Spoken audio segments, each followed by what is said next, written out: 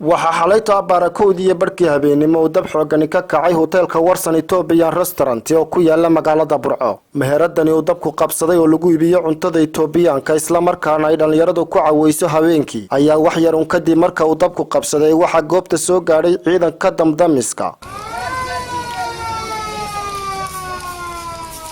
isla markaana xakameeyay dabkaasi in aanu u gudbin meheradaha kale ee ganacsi.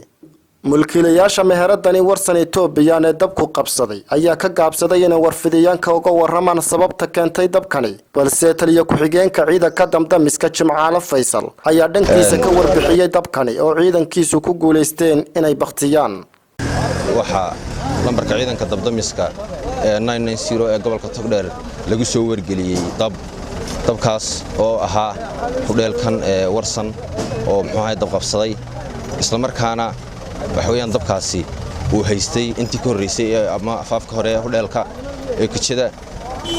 marka ciidanka damdamiska markii lagu soo sheegay lambarka ciidanka gurmadka degdega loo soo wargeliyay in halka dabkaas ka jiro iyagoo heegan ku ahaa xiradooda oo joogay oo u diyaarsanaa in waxweeyaan ay wixii ku yimaada waxweeyaan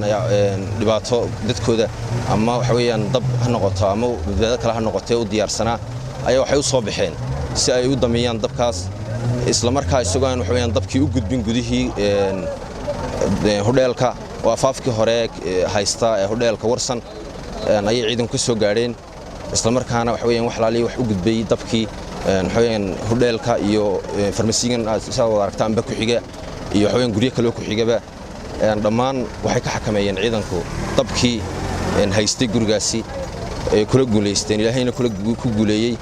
waxweeyaan waa dhibaato yar ma aha dhibaato waxweeyaan badan haddii uu gaar lahaa guriyahan ku xiga ama waxweeyaan aanay la soo xiriiri lahayn lambarka ciidanka damdamiska aan la soo xiriiri lahayn way ka sii badan lahayd ama waxweeyaan mushkiladu intan waa ka sii badan lahayd laakiin alxamdulillah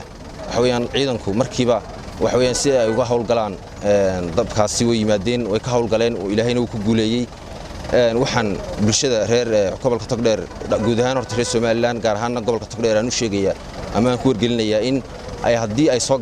ay arkaan dab ay soo garaacaan lambarka ciidanka damdamiska sida iminka oo kale ay ugu dhiiradeen isla markiiba intaan iyagu isku dayin inay soo garaacaan lambarka ciidanka damdamiska. dabkani xalay saqdi dhexe ka kacay meherada Warsan Ethiopian ee lagu gado cuntada Ethiopianka ayaan ilaa hadda la garanaynin sababta keentay dabkaasi. Xabiib Ciga Xasan, Home Cable TV, magaalada Burco. shirkadda Dahabshiil waxay macaamiisheeda meel kasta oo idaafaha caalamka ay ka joogaan ugu bushaaraynaysaa in iyaga oo jooga guryahooda ama base goobahooda shaqo ay heladooda iyo asxaabtooda lacagaha ugu diri karaan si fudud adiga oo isticmaalaya abka Talk Remit. sidoo kale waxaa lacagaha lagu soo diro ku heli kartaa adeega e-Dahab.